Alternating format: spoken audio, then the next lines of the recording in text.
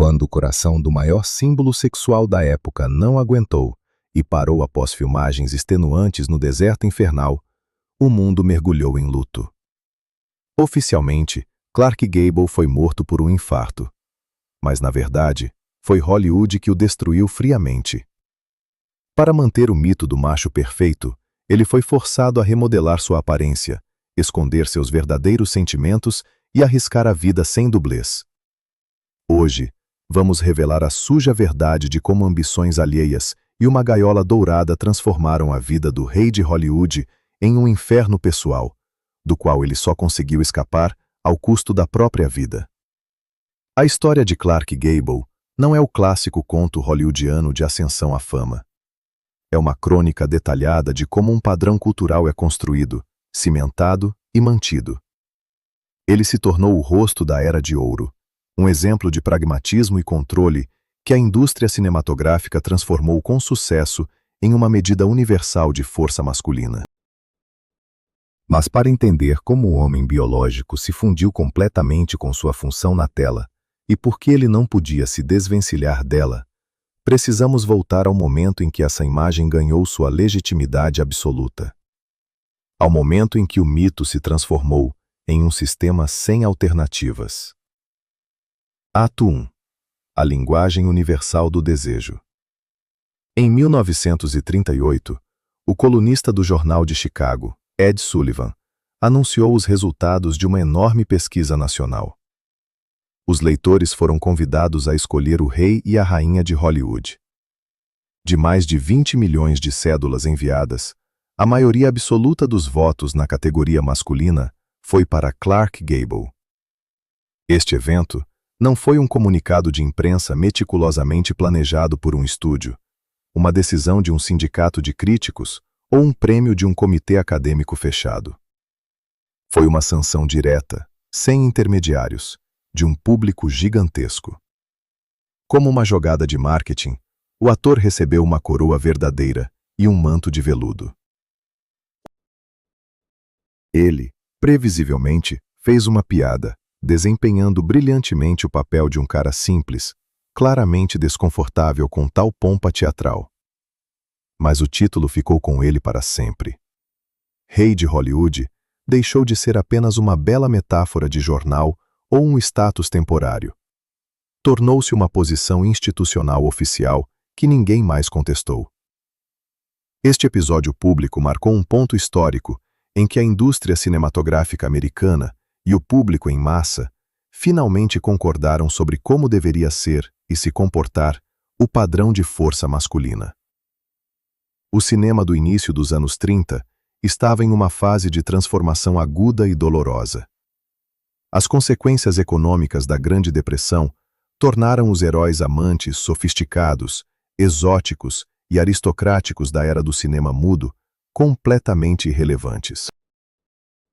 O novo público, enfrentando uma crise social severa, não queria mais ver poetas trágicos, aristocratas lânguidos ou cavalheiros impecáveis em fraques, cujos problemas estéticos pareciam insultantemente distantes da realidade. Surgiu uma demanda poderosa e insatisfeita por algo mais terreno. A indústria precisava urgentemente de um novo arquétipo. Um homem que não estivesse com a cabeça nas nuvens. Um homem que parecesse capaz de consertar um motor de carro com as próprias mãos, ganhar uma briga de rua sem muitas palavras e seduzir uma mulher com a mesma calma pragmática. Clark Gable preencheu perfeitamente esse vácuo. Ele trouxe para a tela uma linguagem física e emocional completamente diferente. Seu herói nunca refletia diante de escolhas difíceis. Seu herói agia com base no bom senso e em seus próprios interesses. A base dessa nova presença na tela era uma combinação de qualidades raramente vistas em um único personagem. Uma confiança física bruta, combinada com uma ironia desarmante e um controle absoluto sobre qualquer situação. Na tela, Gable não conquistava espaço com trabalho árduo ou agressão. Ele simplesmente o ocupava, como se sempre lhe pertencesse por direito de nascimento. Ele trouxe consigo um tipo de masculinidade que não exigia confirmação por gritos ou pressão demonstrativa. Era um poder silencioso, condescendente, de alguém que já sabia como a cena terminaria. O principal mecanismo de seu sucesso incrível e ensurdecedor foi a ilusão de uma naturalidade 100% autêntica. Quando Gable sorria de forma característica, interrompia uma tirada dramática alheia com uma breve réplica cínica ou simplesmente, de braços cruzados, se apoiava no batente da porta, o público perdia completamente a sensação de estar assistindo a uma atuação. A ausência de uma formação teatral clássica, paradoxalmente, funcionou a seu favor. Ele não tentava interpretar emoções profundas, ele simplesmente controlava as circunstâncias. O público acreditava sinceramente que estava assistindo a uma documentação da natureza masculina orgânica. Parecia que o diretor apenas ligava a luz, apontava a câmera e permitia que aquele homem fosse ele mesmo. Na realidade, essa naturalidade percebida não era uma coincidência biológica, mas um triunfo industrial rigoroso. O sistema de estúdios de Hollywood não apenas registrava passivamente o carisma de uma pessoa encontrada por sorte. Ele construía deliberadamente uma linguagem universal de desejo e autoridade social. As características físicas externas e o comportamento eram comprimidos em um modelo de fácil leitura e altamente funcional. Cada sobrancelha levantada, colarinho de camisa desabotoado casualmente, ângulo do chapéu e sorriso condescendente tornavam-se elementos calculados de uma matriz tecnológica rígida, que funcionava sem falhas de filme em filme. O mito público, transmitido pela imprensa, simplificava esse personagem complexo a algumas características básicas e chamativas. Confiança que nunca exige provas externas. Ironia que serve como o escudo universal perfeito contra qualquer pompa. Liberdade sexual sem o peso romântico desnecessário. E, acima de tudo, liderança natural, inquestionável. Os personagens de Gable podiam ser cínicos declarados, aventureiros políticos, jogadores profissionais, artistas de circo ou até mesmo pessoas do outro lado da lei. Mas eles nunca perdiam a conexão firme com a realidade. Eles nunca pareciam confusos ou lamentáveis. O homem na tela sempre sabia exatamente o que estava fazendo, mesmo que todas as circunstâncias fossem categoricamente contra ele. É exatamente nesse ponto que reside a fronteira invisível entre uma mera imagem cinematográfica popular e um padrão cultural sem alternativas. O padrão de masculinidade que Gable incorporou excluía categoricamente o direito à menor fraqueza. O rei podia ser brutalmente espancado na tela, perder toda a sua fortuna de uma só vez, acabar em uma cela de prisão ou diante de um perigo iminente, mas ele não podia ser emocionalmente desorientado. Ele foi permanentemente negado à vulnerabilidade psicológica. A indústria vendia nos cinemas não apenas a força física de um ator individual, ela vendia em massa a total ausência de fragilidade masculina. Era vital para os estúdios manter essa ilusão de forma intransigente. A mecânica das expectativas funcionava nos dois sentidos. A parte masculina do público queria desesperadamente se associar a essa confiança social inabalável e autonomia. A parte feminina encontrava nela uma combinação paradoxal de ameaça externa e garantia interna de confiabilidade absoluta. O surgimento na tela de um Gable verdadeiramente confuso, inseguro de si mesmo, dependente ou profundamente deprimido, destruiria instantaneamente esse contrato não escrito com o público. O sistema gerava lucros apenas enquanto a fachada permanecesse monolítica e impecável. Muito rapidamente, a indústria, a sociedade e os meios de comunicação deixaram de traçar qualquer linha entre o homem real e sua função na tela. A demanda por uma transmissão contínua de confiança ultrapassou os limites do set de filmagem e dos estúdios.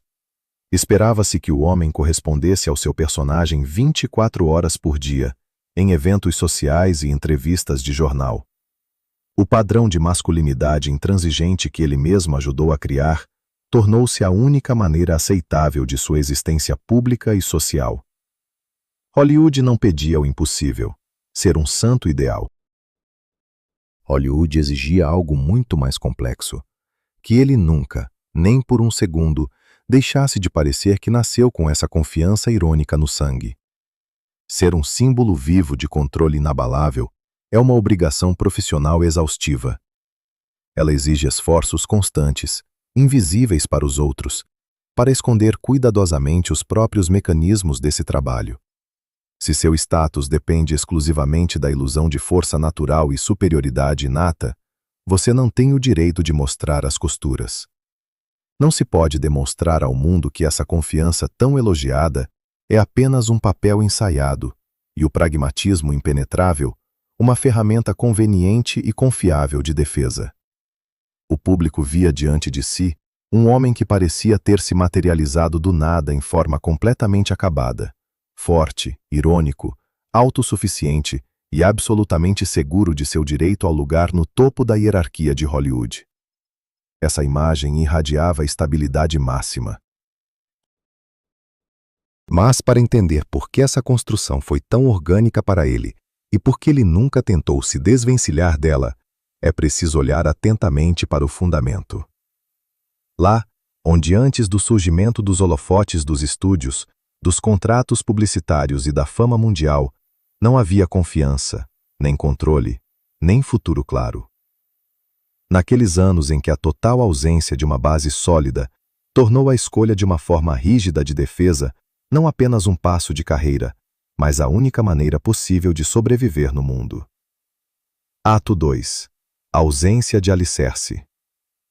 Em fevereiro de 1901, na cidade industrial de Cadiz, em Ohio, nasceu uma criança cuja estrutura familiar básica desmoronou quase imediatamente após seu nascimento. 10 meses depois do parto, sua mãe, Adeline Gable, morreu de um tumor cerebral.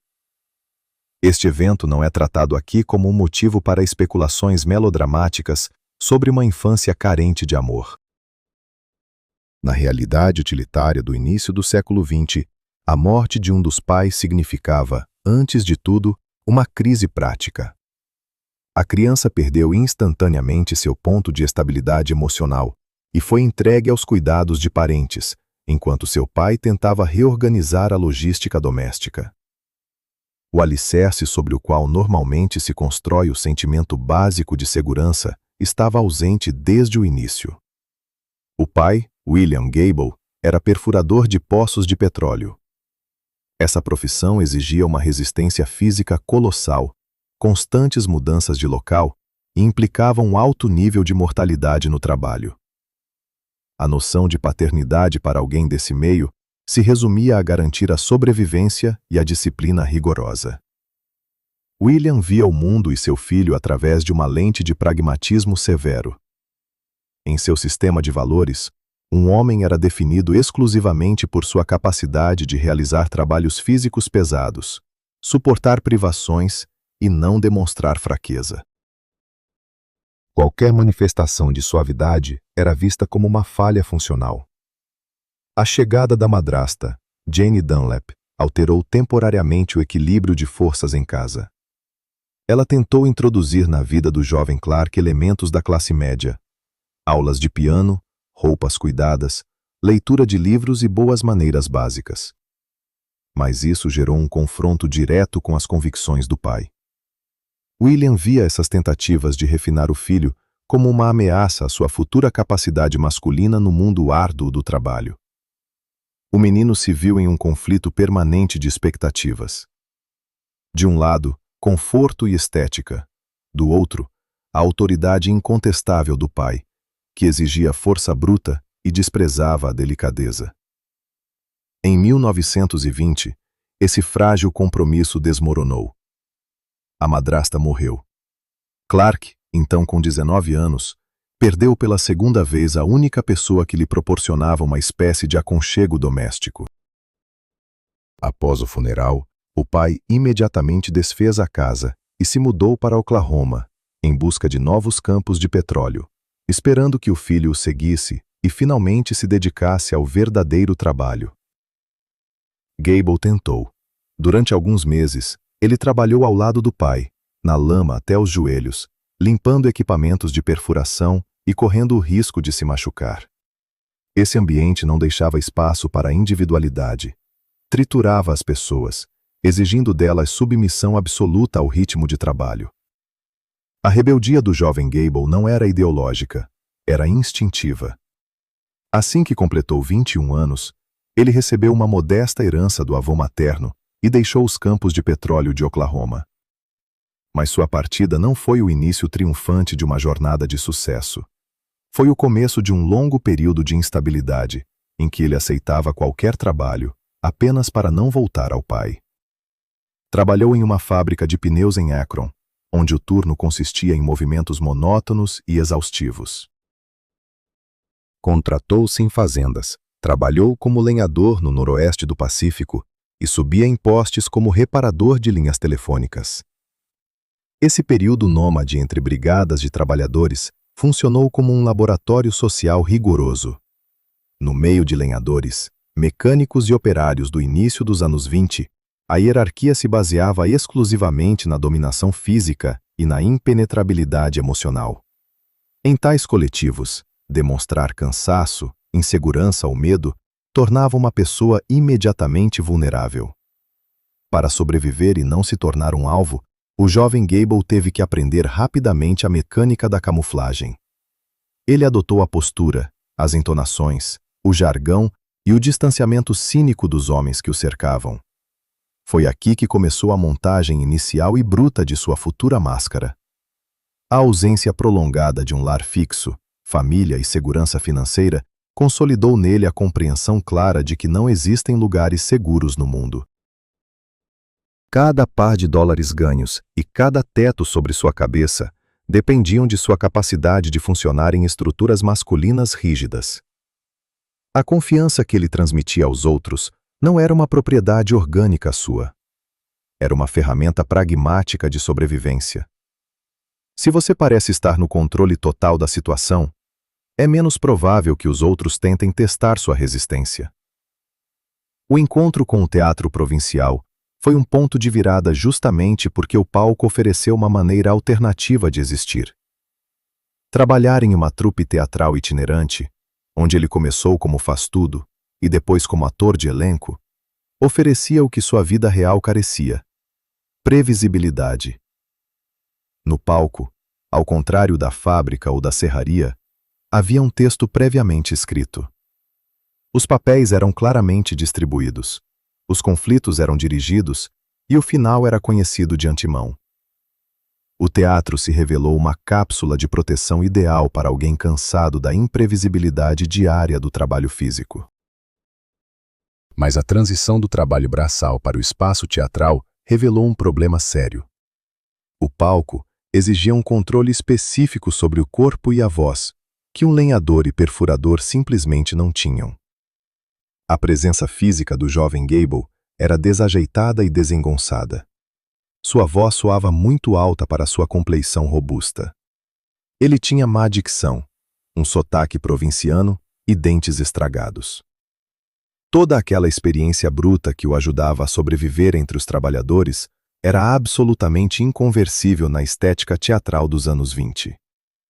A ilusão de que se podia simplesmente subir ao palco e começar uma nova vida rapidamente se dissipou. Ele percebeu que a matéria-prima bruta e o instinto de sobrevivência não eram suficientes para se firmar nessa nova e mais segura hierarquia. Faltava-lhe as ferramentas técnicas. Sua aparência, suas maneiras, sua forma de falar. Tudo isso denunciava nele uma pessoa sem alicerces, sem educação e sem status. Para realmente se tornar o homem que poderia ditar suas próprias condições, em vez de se submeter às circunstâncias, ele precisava de uma completa desmontagem de velhos hábitos. O homem que mais tarde se tornaria o símbolo da autossuficiência absoluta, neste momento, entendia claramente sua inadequação profissional e social. A necessidade de escapar da pobreza e alcançar uma estabilidade de concreto armado o levou a buscar um sistema rígido de coordenadas. Ele percebeu que não poderia se construir sozinho. Para transformar sua experiência de vida bruta em uma fachada impecável, ele precisava de instruções alheias, disciplina rigorosa e daqueles que sabiam exatamente como se constrói o sucesso alheio. Ele estava pronto para se entregar voluntariamente nas mãos de um sistema que o moldaria na forma perfeita. Ato 3. A mecânica da construção. Em 1924, Josephine Dillon, dona de uma escola de teatro em Portland, notou um jovem que trabalhava para ela como faz-tudo, consertando cenários e, ocasionalmente, aparecendo no palco como figurante. Dillon, uma experiente professora de atuação, 17 anos mais velha que ele, não estava à procura de um herói romântico. Ela viu um material bruto, ainda não lapidado, com uma presença física rara, pronto para ser moldado. O processo começou com correções básicas, quase médicas. Dillon pagou um dentista para restaurar seus dentes danificados e insistiu categoricamente que ele abandonasse o nome William. Foi dentro das paredes de seu estúdio, sob sua orientação direta, que surgiu Clark Gable. O aprendizado não era uma busca por inspiração interna, mas uma disciplina técnica rigorosa. A voz natural de Gable era muito aguda, frequentemente escapando para o falsete, criando um contraste cômico com seu porte robusto. Dillon o forçava a realizar exercícios exaustivos diariamente para baixar o timbre, passo a passo, até alcançar um barítono profundo e uniforme. Paralelamente, havia um trabalho metódico na postura. O ex-lenhador e trabalhador braçal reaprendia a controlar seu corpo, livrando-se da curvatura e do andar pesado e anguloso de alguém acostumado ao trabalho físico. Construir essa nova forma foi o estágio inicial para criar a confiança que mais tarde pareceria aos espectadores como algo inato. O casamento deles, realizado no mesmo ano, funcionou mais como um contrato de gestão do que como uma união familiar tradicional. Dillon tornou-se oficialmente sua primeira empresária, investiu seus próprios recursos em sua promoção e o levou para Hollywood, garantindo seu início na indústria cinematográfica emergente. No entanto, seus recursos profissionais e financeiros não foram suficientes para levá-lo ao próximo nível. No final dos anos 20, outra mulher assumiu naturalmente o papel de mentora. Maria Langan, uma rica socialite texana, também significativamente mais velha que Gable, encarregou-se da próxima etapa da formação de sua imagem, o polimento social do futuro arquétipo. Langan o integrou sistematicamente no mundo fechado das classes privilegiadas. Ela o ensinou a usar ternos sob medida de forma que não parecessem um uniforme estranho, a manejar corretamente talheres complicados em jantares de gala e a conversar em eventos sociais sem vestígios de timidez provinciana. Sob sua rígida orientação, Gable aprendeu as normas de comportamento da elite teatral nova-iorquina. Se Josephine Dillon criou o arcabouço físico e ajustou a voz, Maria Langan aplicou uma camada densa de sofisticação e respeitabilidade burguesa. A vida pessoal nesse período estava totalmente subordinada à lógica rigorosa da construção de carreira, onde o parceiro atuava como investidor, estilista e arquiteto do comportamento público. Em 1930, esse modelo meticulosamente calibrado chamou a atenção dos gerentes da Metro-Goldwyn-Mayer. Os chefes da indústria cinematográfica imediatamente valorizaram o resultado obtido. Diante deles estava um homem que combinava, paradoxalmente, uma energia bruta das ruas com uma apresentação aristocrática refinada. O estúdio assinou um contrato de longo prazo com ele e iniciou o processo de reprodução industrial dessa imagem pronta. A partir desse momento, a máquina de Hollywood assumiu o controle do projeto Clark Gable, transformando a construção em um processo de produção padronizado e em série. A integração ao sistema de estúdios exigiu do ator a renúncia final a qualquer resquício de autonomia. O departamento de publicidade e a alta administração da MGM começaram a ditar não apenas a agenda de filmagens, mas cada passo fora do set. A direção insistiu em uma correção cirúrgica estética das orelhas, consideradas muito salientes para closes românticos. A assessoria de imprensa elaborava listas obrigatórias de restaurantes onde ele deveria jantar e aprovava as pessoas com quem os repórteres deveriam fotografá-lo. A vida privada foi completamente privatizada pela corporação e transformada em um instrumento obediente para sustentar a lenda cinematográfica do homem impecável. A montagem da fachada perfeita foi concluída. Todos os vestígios do longo e exaustivo trabalho das mentoras, fonoaudiólogos, alfaiates, cirurgiões e editores de estúdio foram cuidadosamente ocultados por trás do sorriso característico, calmo e irônico. O público no cinema recebeu um produto final impecável. Um homem que parecia nunca ter tido aulas, nunca se submeter a ninguém e que estabelecia suas próprias regras do jogo.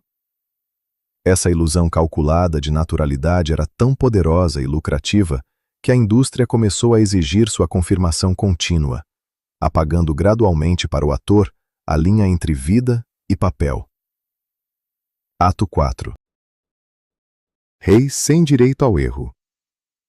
Em 1938, durante a preparação para as filmagens de E o Vento Levou, o produtor independente David O. Selznick enfrentou um fenômeno social sem precedentes. A escolha do ator para o papel principal masculino tornou-se uma questão de consenso nacional. O público não apenas sugeria candidatos, exigia, sem apelação, que fosse Clark Gable. Leitores do romance enviavam milhares de cartas à produtora, ameaçando boicotar o filme se Rhett Butler fosse interpretado por outro. Curiosamente, o próprio ator recusava categoricamente participar do projeto, tentando de todas as formas sabotar as negociações. Sua resistência não era um capricho de estrela, mas um medo pragmático e profissional diante das expectativas avassaladoras. O personagem literário representava um padrão monumental, quase inatingível, de independência masculina, cinismo absoluto e controle total sobre a realidade. Gable entendia claramente as consequências. O público não estava interessado em avaliar sua atuação. Eles exigiam a encarnação física do mito. Qualquer erro ou falta de convicção nesse papel significaria o colapso de todo o seu status público.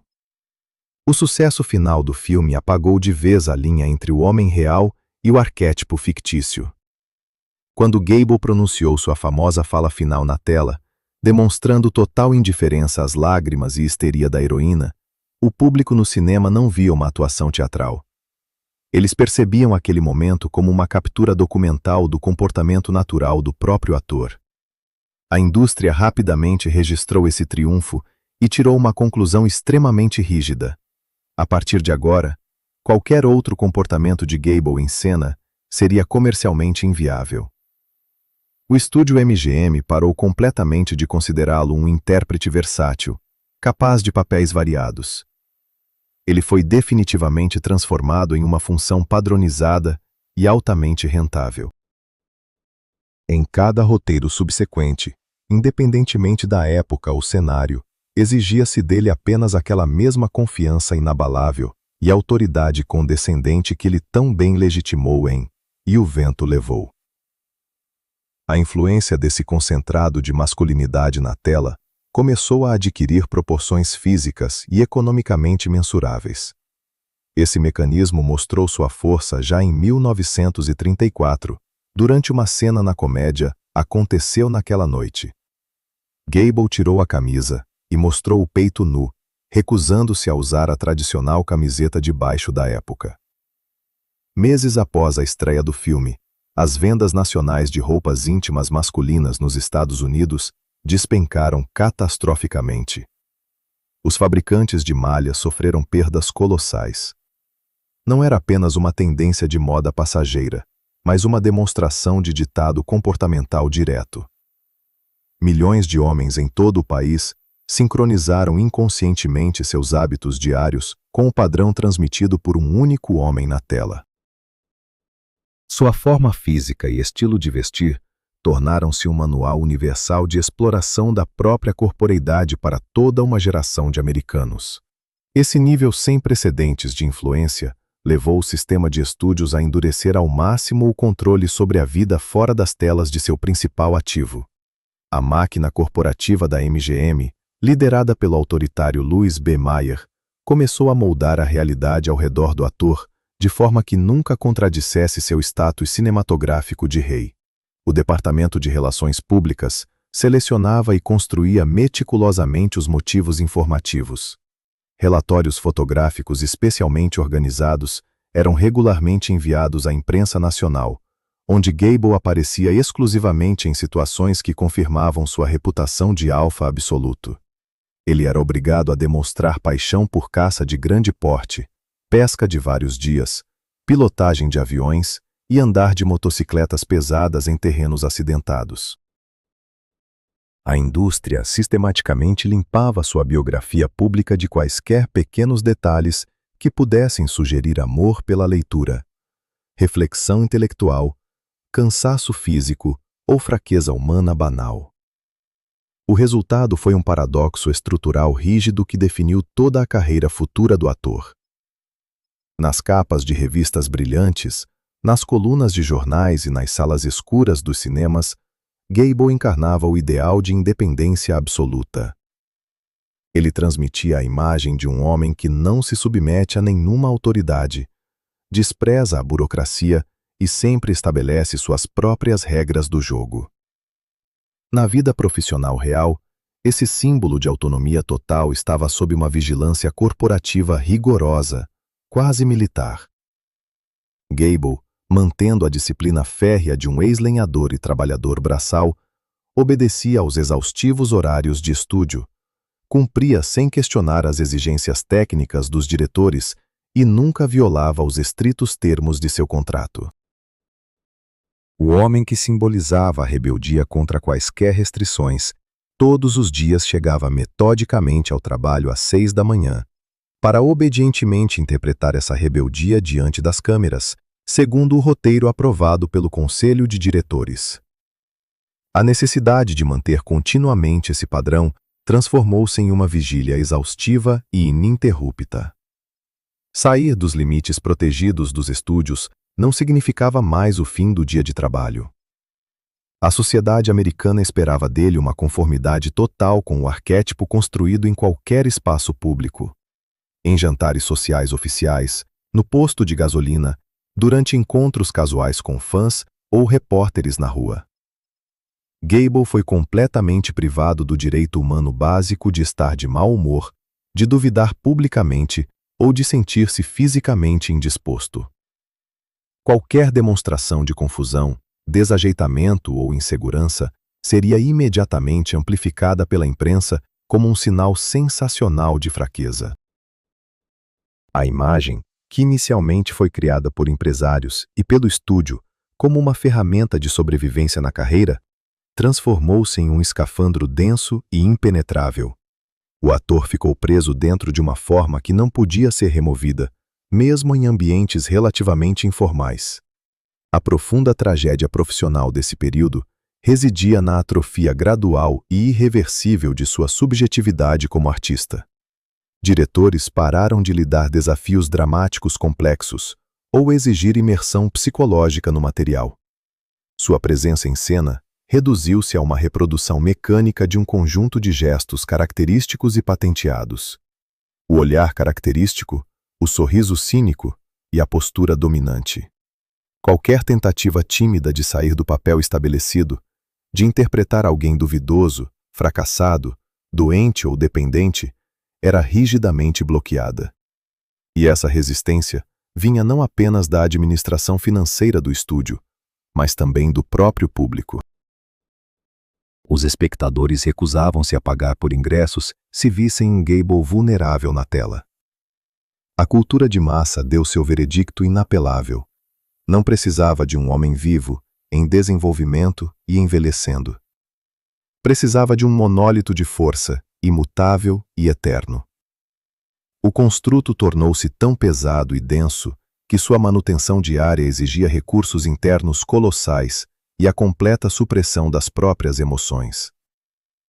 Para não se quebrar sob a pressão cruzada de milhões de fãs e da máquina corporativa implacável, o ator precisava desesperadamente de um espaço livre da necessidade de constantemente transmitir superioridade absoluta. Ele precisava vitalmente de alguém que tivesse um status profissional igual, que visse através da mecânica das ilusões de Hollywood e não exigisse dele uma confirmação constante do título de rei.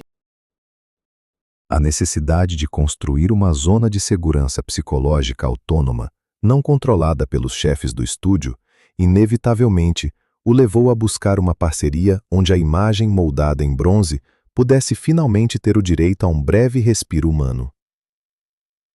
Ato 5. Colisão com a realidade. Em março de 1939, no auge do sucesso de E o Vento Levou, Clark Gable e Carole Lombard compraram um rancho no Vale de San Fernando, na região de Encino, Califórnia. Não era uma mansão clássica de Hollywood, com escadarias de mármore, perímetro vigiado e uma equipe de empregados treinados em Beverly Hills. Era uma verdadeira propriedade agrícola funcional de 20 acres, com tratores, galinheiros, estábulos e pomares de cítricos. O homem cujo rosto irradiava diariamente das telas um brilho absoluto, riqueza e poder condescendente, ali consertava motores e cuidava dos cavalos pessoalmente. Ao mesmo tempo, uma das atrizes mais bem pagas da indústria cinematográfica vestia macacões e cuidava das tarefas domésticas. Essa compra não foi apenas uma mudança de endereço, foi um ato de distanciamento físico e geográfico intencional do controle onipresente do sistema de estúdios. Carole Lombard era radicalmente diferente das mulheres que anteriormente moldaram a biografia pessoal e pública de Gable. Ela não era uma mentora técnica rigorosa, como Josephine Dillon, nem uma guia de status para a alta sociedade como Maria Langham. E mais importante, ela não era um acessório submisso ao status de superestrela. Sendo uma das principais atrizes de comédia da indústria, Lombard conhecia a fundo os bastidores da produção cinematográfica. Ela frequentemente trabalhava fora dos contratos de estúdio de longo prazo, uma raridade incrível para a época. Negociava financeiramente com produtores e muitas vezes ganhava mais que seu parceiro. Era a união de dois profissionais pragmáticos de alto nível, que compreendiam perfeitamente a mecânica de criação dos mitos de Hollywood. Lombard não tinha reverência pelo título de Rei de Hollywood, pois via todas as luzes, truques de roteiro e orçamentos de marketing que sustentavam esse status monumental. Pela primeira vez, o arquétipo rígido e imutável de Gable na tela encontrou uma dinâmica viva e absolutamente igualitária. Até aquele momento, toda a sua carreira foi construída em torno da necessidade de transmitir confiança inabalável e controle total sobre qualquer situação. Lombard usava seu timing cômico afiado, humor mordaz e linguagem franca para regularmente desmantelar a seriedade monumental dele. Ela abertamente zombava de seu status de símbolo sexual universal, facilmente rebatia qualquer tentativa de ativar o magnetismo de tela habitual e não permitia que ele se fechasse em uma defesa impenetrável. Quando alguém vê através da construção da sua imagem e a acha mais engraçada do que assustadora, a necessidade de interpretar um líder infalível desaparece por si só. Nesse espaço fechado, o ator não precisava mais manter a pose 24 horas por dia. O rancho em Encino começou a funcionar como uma fronteira rigorosamente regulamentada entre a marca e o homem. O Departamento de Relações Públicas da MGM desesperadamente tentava monetizar esse casamento, enviando fotógrafos para capturar cenas idílicas de vida no campo para vender à imprensa. Mas o casal controlava rigidamente esse acesso. Eles desempenhavam suas funções impecavelmente nos tapetes vermelhos e estreias oficiais, cumprindo completamente seu contrato tácito com o público. Mas fora do protocolo, criavam uma realidade completamente diferente. Juntos, partiam para longas expedições de caça em Dakota do Sul. Dormiam por semanas em barracas de lona, suportavam o frio e passavam horas em emboscadas sem um único repórter por perto. Lombard não tentava transformar Gable nos padrões do glamour, mas se integrava organicamente em seu mundo masculino e austero, mantendo sua própria independência profissional. Esse período se tornou um precedente excepcional na biografia do ator. Descobriu-se que o padrão rígido construído pela indústria podia coexistir com uma vida humana normal. O equilíbrio se mantinha exclusivamente porque a parceira nessa união possuía uma resistência própria suficiente e não exigia de Gable que ele se conformasse às ilusões cinematográficas. Para ele, isso significava uma oportunidade única de se livrar da pesada armadura de autocontrole constante, sem arriscar parecer vulnerável ou fraco. O rancho se tornou um bunker seguro, protegendo o homem da pressão de milhões de olhos expectantes, exigindo confirmação constante de seu status real. No entanto, a arquitetura de um símbolo vivo esconde uma ameaça oculta. Ela é categoricamente incompatível com o fator surpresa. Quando circunstâncias externas incontroláveis interferem na realidade e destroem irreversivelmente esse território seguro, a indústria não oferece ao ícone instruções para viver publicamente a perda. O sistema, que o ensinou a bloquear qualquer manifestação de fraqueza, não deixou mecanismos legais para expressar o luto. Perdendo sua única zona autônoma, o ator será forçado a buscar uma estrutura institucional ainda mais rigorosa e regulamentada. Ele precisará de uma nova forma de disciplina, capaz de esconder a desorientação interna atrás de uma fachada impenetrável de dever e masculinidade absoluta. Ato 6. Solidificando a imagem. No dia 16 de janeiro de 1942, um avião DC-3 da TWA colidiu com uma montanha em Nevada. Todos os 22 a bordo morreram. Entre eles, Carole Lombard, voltando para Los Angeles após uma bem-sucedida campanha de arrecadação de fundos para a guerra. Clark Gable, que a esperava no aeroporto, voou imediatamente para o local do acidente ao receber as primeiras notícias. Ele passou dias na cidade ao pé da montanha, aguardando que as equipes de resgate descessem os corpos da neve. Foi o ponto final, onde seu único espaço pessoal protegido, arduamente construído, se perdeu instantaneamente e sem retorno. Nessas circunstâncias, a cultura de massa e a imprensa esperam uma reação clara e compreensível de uma figura pública, um colapso nervoso, lágrimas sinceras, uma demonstração dramática de luto. Mas o hábito de anos de autocontrole total e o arquétipo rígido funcionaram como instinto de sobrevivência. Gable não deu aos repórteres uma única imagem do rei de Hollywood quebrado.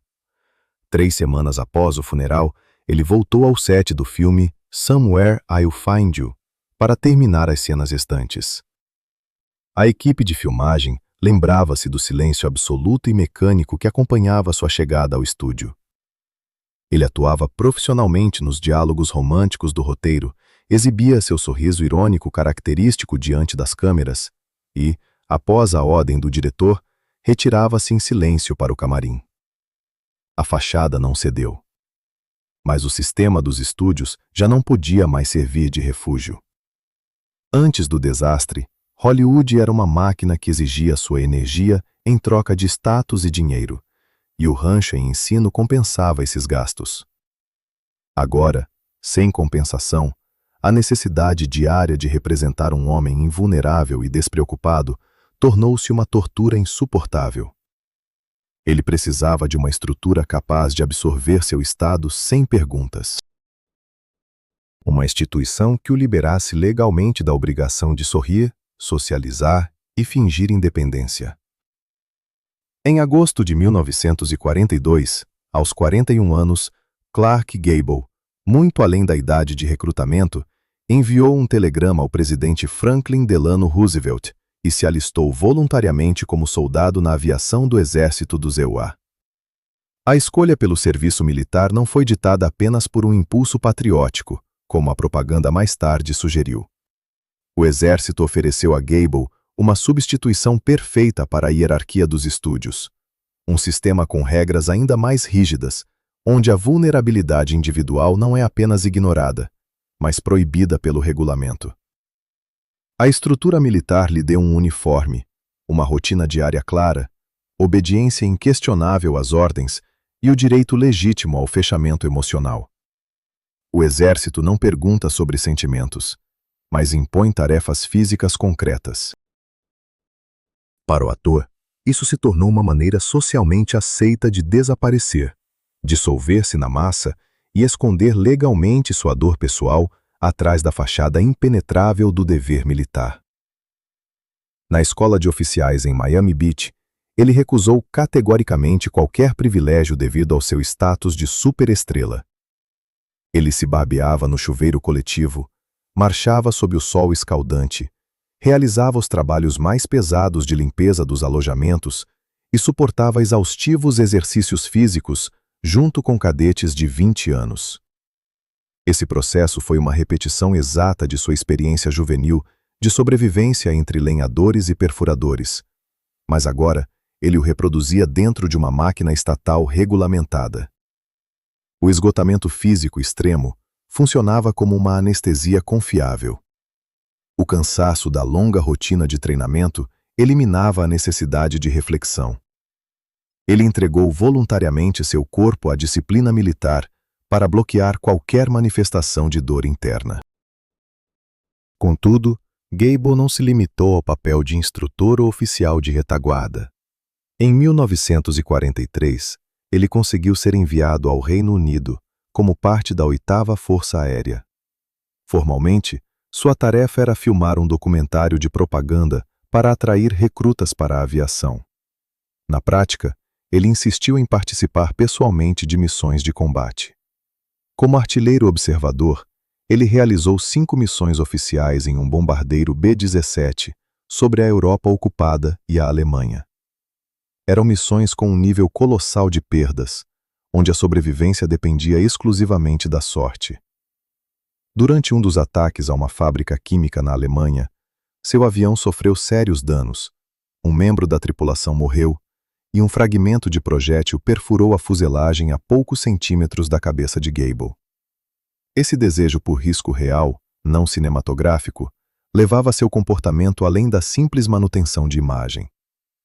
A perda de sua vida pessoal o empurrou a testar os limites de seu próprio mito. Colocar-se no epicentro do risco extremo tornou-se uma forma radical de testar a masculinidade que ele simulou por anos nos sete seguros. Ele não estava mais interpretando coragem segundo o roteiro da MGM.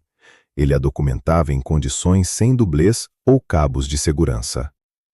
A ironia é que sua tentativa de fugir da ilusão de Hollywood para a dura realidade militar apenas solidificou essa ilusão para o mundo exterior. O departamento militar e a mídia rapidamente se uniram em um mecanismo único para produzir um novo auge de sua popularidade. Fotos do capitão Clark Gable, em jaqueta de couro, com têmporas grisalhas e olhar cansado, mas firme, diante de bombardeiros tornaram-se icônicas. O público recebeu uma prova absoluta e incontestável de que seu ídolo não era uma farsa de estúdio. Ele provou seu direito à coroa. A tragédia que poderia humanizá-lo, mostrar sua fraqueza e destruir o arquétipo congelado, no fim, tornou esse arquétipo monolítico. O serviço militar funcionou como um conservante perfeito. Permitiu-lhe sobreviver à catástrofe sem jamais sair do papel de homem forte. Em 1944, ele foi desmobilizado com o posto de major. O homem que voltou aos Estados Unidos bloqueou para sempre o acesso às suas emoções. Sua imagem adquiriu o status de patrimônio nacional, tornando-se absolutamente impenetrável a críticas ou dúvidas. A vulnerabilidade foi isolada com sucesso e substituída por medalhas e uma reputação impecável de veterano. Mas a guerra acabou, o uniforme militar foi retirado e os compromissos contratuais exigiam seu retorno aos estúdios. O problema era que a indústria e a sociedade, após uma transformação global, começaram a mudar suas demandas. O ator teria que enfrentar um mundo onde seu padrão de masculinidade cimentado e ideal corria o risco de se transformar de uma linguagem universal de desejo em um anacronismo pesado e desajeitado. Ato 7. A inércia do símbolo. No final de 1945, a MGM lançou uma campanha publicitária massiva para o filme Aventura. O retorno do ator do serviço militar foi promovido nacionalmente com o slogan agressivo: Gable está de volta, e Garson o conquistou. Os relatórios financeiros registraram bilheteiras recordes nas primeiras semanas, mas o filme em si revelou um sério defeito sistêmico. Um homem de 44 anos, que passou por perdas e missões reais de combate, foi obrigado a interpretar mecanicamente o papel de um marinheiro despreocupado e cínico, seguindo o molde dos anos 30. A discrepância entre o homem mudado e o construto de marketing congelado no tempo tornou-se evidente até mesmo para o público mais fiel. O cenário cultural da América pós-guerra estava em transformação. Os espectadores que voltaram da frente e a sociedade, que havia passado por uma crise global, começaram a perder o interesse por personagens alfa invulneráveis e autoconfiantes do clássico Hollywood. A indústria gradualmente deslocava o foco para o noir, o realismo psicológico e heróis complexos e traumatizados. No entanto, a direção da MGM recusou-se categoricamente a adaptar seu principal ativo às novas realidades. A estratégia corporativa exigia a preservação total do modelo lucrativo. De Gable, continuavam exigindo o mesmo sorriso condescendente e domínio físico, bloqueando qualquer tentativa de trazer reflexão sobre a idade ou cansaço ao personagem na tela. A tentativa de construir um novo alicerce na vida privada enfrentou o mesmo problema de inércia. Em 1949, o ator casou-se com a socialite britânica Sylvia Ashley. Essa união, planejada como um retorno à normalidade e ao aconchego do lar, rapidamente se transformou em um conflito de sistemas de coordenadas incompatíveis. Ashley tentou introduzir protocolos aristocráticos formais em sua vida, reformando os interiores do rancho em ensino e impondo-lhe um rigoroso protocolo social. Mas a imagem do pragmático rude e autossuficiente já não era apenas uma máscara de estúdio. Era o único modo de funcionamento de Gable. Seu território masculino fechado e austero não tolerava reformatos externos, e o casamento foi dissolvido após 3 anos, devido à completa incompatibilidade estrutural. Nos anos 50, o conflito entre a realidade biológica e o mito industrial começou a se tornar cada vez mais agudo. O estado físico do ator inevitavelmente mudava. Idade, anos de hábitos nocivos e uma pesada dependência de nicotina cobravam seu preço. No entanto, os padrões de seu papel permaneciam inalterados. A máquina de estúdio continuava a colocá-lo ao lado de atrizes que poderiam ser suas filhas, exigindo a reprodução impecável da energia de um jovem predador. A ironia era que agora a demonstração da antiga leveza, poder sexual e liderança descontraída exigia dele um esforço físico colossal. Ele precisava gastar enormes recursos apenas para que na tela parecesse que ele ainda não fazia nenhum esforço. Um equilíbrio relativo foi alcançado apenas em 1955, com o 5º casamento. Kay Williams, ex-modelo e atriz, entendia bem a mecânica da vida em Hollywood e não tentou desmontar as regras estabelecidas de Gable. Ela aceitou a pesada arquitetura de sua vida, proporcionando-lhe a estabilidade funcional de que ele precisava. No entanto, esse tão esperado conforto doméstico não levou à libertação profissional. Mesmo depois que Gable não renovou seu contrato com a MGM e se tornou um ator independente, descobriu-se que ele não podia mudar as regras do jogo. O principal guardião de sua imagem era o próprio público, que se recusava a comprar ingressos para filmes onde ele parecia fraco ou derrotado. O ator tornou-se prisioneiro de sua própria lenda. O status cultural de rei não permitia a transição suave para papéis de patriarcas envelhecidos, duvidosos ou personagens secundários de destaque. A inércia do símbolo exigia que o monumento permanecesse no pedestal e provasse continuamente sua superioridade. Essa demanda intransigente por uma constante exibição de força física não deixava espaço para compromisso.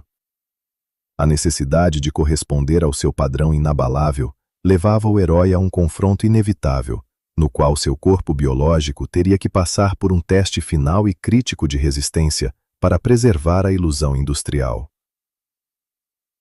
Ato 8. A física do mito. Em julho de 1960, no deserto alcalino de Nevada, começaram as filmagens de Os Desajustados. O projeto reuniu o diretor John Huston, o roteirista Arthur Miller e um orçamento de produção sem precedentes. Para Clark Gable, esse filme não era apenas mais um item em sua filmografia. Ele assinou um contrato que lhe garantia um cachê colossal de $750 mil, além de multas semanais por qualquer atraso nas filmagens. Essa estrutura financeira o amarrava rigidamente ao cronograma de produção. A trama girava em torno de um grupo de cowboys envelhecidos que se recusam a se adaptar às condições do mundo industrial moderno e ganham a vida capturando mustangs selvagens. O papel do velho, principista e fisicamente desgastado cowboy, Gay Langland, quase documentava o status real do ator na hierarquia de Hollywood. Ele precisava interpretar um homem desesperado para manter seu padrão rígido de independência em um mundo onde esse padrão não tinha mais valor. Quando o projeto começou, Gable tinha 59 anos.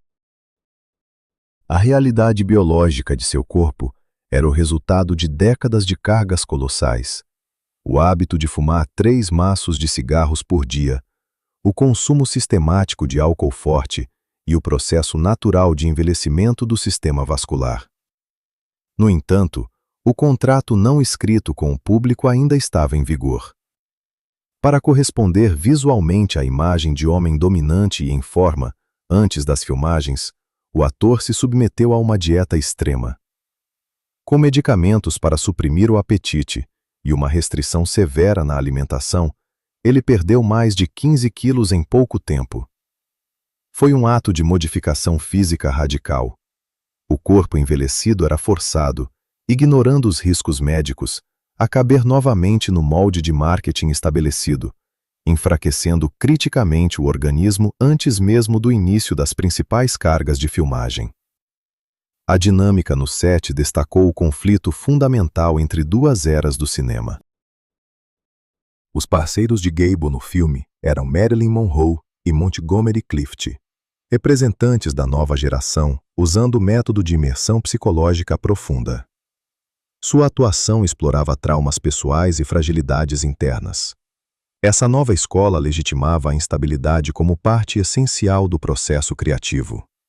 Monroe frequentemente atrasava o cronograma, não saindo do trailer devido a colapsos nervosos ou efeitos de sedativos. Gable, produto do sistema clássico de estúdios dos anos 30, não tinha direito a tal vulnerabilidade.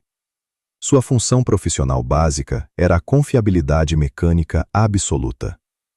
Ele não tinha uma metodologia acadêmica para se esconder, tinha apenas sua resistência física e disciplina. Enquanto a nova geração exibia abertamente sua fragilidade, ele era obrigado a demonstrar uma estabilidade monumental. Essa obrigação institucional de ser forte, nas condições do deserto de Nevada, se transformou em um teste físico diário. As filmagens ocorriam no leito seco de um lago salgado, com temperaturas acima de 40 graus Celsius. Devido aos constantes atrasos de horas, Gable era forçado a esperar sob o sol escaldante. O diretor John Huston, conhecido por sua busca por autenticidade rígida e estilo de trabalho extenuante, exigia o máximo dos atores em cada tomada. Gable não se retirava para a sombra, não fazia escândalos públicos com a produção e não exigia mudanças no cronograma. Ele permanecia no set, pronto para a ação, vestido com jeans pesados e botas de cowboy. Para ele, manter a compostura e demonstrar controle total sobre suas reações não era uma questão de ética profissional, mas de sobrevivência do mito. O símbolo da força masculina não podia reclamar do calor ou do cansaço, pois qualquer queixa pública destruiria instantaneamente o façade de autoridade incontestável. O clímax das filmagens foi uma cena técnica complexa de captura de um Mustang selvagem. No roteiro, o herói de Gable deveria enfrentar fisicamente o animal, segurando-o com uma corda. Produtores e o diretor insistiram no uso de um dublê profissional para a maioria das cenas gerais e momentos mais perigosos, especialmente no episódio em que o herói é arrastado a alta velocidade por um caminhão, simulando os puxões fortes do cavalo. Gable recusou categoricamente a substituição.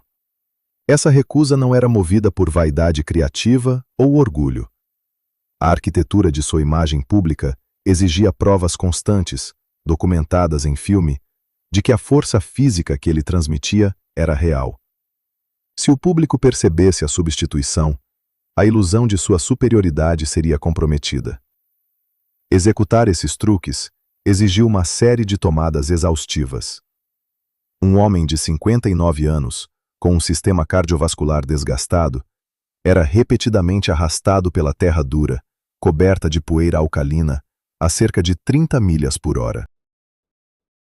Ele sofria escoriações profundas das cordas, inalava a poeira cáustica do deserto e experimentava uma tensão colossal em todos os grupos musculares. Nesses momentos, a linha entre a construção cinematográfica e a realidade biológica desapareceu completamente. O ator realizava o trabalho pesado de um jovem dublê exclusivamente porque o arquétipo ao qual ele estava firmemente preso não previa envelhecimento. A indústria vendeu ao público sua resistência absoluta por décadas, e agora Gable pagava por essa ilusão de longa data com os últimos recursos de seu próprio corpo, sem ter o direito legal de dizer pare. No início de novembro de 1960, as filmagens foram oficialmente concluídas. Gable voltou para seu rancho em Encino, aquela mesma zona agrícola protegida que ele construiu para preservar os restos de sua autonomia pessoal. No entanto, a queda abrupta no nível de adrenalina e o fim do regime de mobilização, no qual seu corpo esteve nos últimos meses, levaram a consequências fatais. A conclusão do projeto significava que o corpo havia cumprido sua função e não estava mais preso pela disciplina férrea do contrato. No dia 6 de novembro, apenas 2 dias após retornar do set, o ator sofreu um infarto do miocárdio extenso. Ele foi imediatamente levado ao Hospital Presbiteriano de Hollywood. Mas nem mesmo o quarto do hospital conseguiu protegê-lo das pesadas exigências da publicidade. O protocolo médico exigia repouso absoluto, mas a imprensa nacional vigiava o prédio dia e noite, esperando boletins oficiais regulares sobre seu estado de saúde. A cultura de massa se recusava categoricamente a acreditar que o símbolo vivo da invulnerabilidade masculina pudesse ser parado por uma fraqueza biológica comum. Os noticiários apresentavam sua hospitalização não como uma falha sistêmica de um organismo envelhecido, mas como um obstáculo técnico temporário que o rei, claro, superaria com sucesso e rapidez. A sociedade esperava sinceramente que ele saísse do quarto novamente com seu sorriso irônico característico. No dia 16 de novembro de 1960, 10 dias após o primeiro ataque, Clark Gable faleceu devido a um segundo e definitivo infarto. O coração não suportou as sobrecargas impostas pela necessidade de provar sua aptidão profissional nas condições extremas do deserto. O corpo físico quebrou sob o peso insuportável do padrão industrial congelado. A estreia de Os Desajustados ocorreu após sua morte, transformando o filme em uma documentação de como um homem gasta seus últimos recursos para manter um mito. E aqui reside o mecanismo final e mais duro de sua carreira. A destruição física do ator não prejudicou seu status. Pelo contrário, a morte o eternizou. Na película, restou um homem impecavelmente forte e indomável, enquanto o ser humano que sustentou esse padrão à custa de sua própria vida foi definitivamente removido da equação. A história de Clark Gable não é sobre uma vítima do ditado dos estúdios. É sobre uma fusão complexa e mutuamente benéfica entre o homem e seu papel institucional.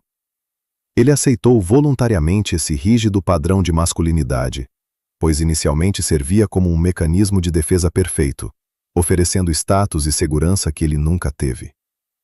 O problema era que essa armadura protetora não tinha um botão de desligar. O imperativo de confiança absoluta que ele criou não permitia o direito ao declínio gradual. Não dá para ser meio invulnerável. Para que o mito continuasse funcionando, o homem real precisava confirmá-lo fisicamente, vez após vez,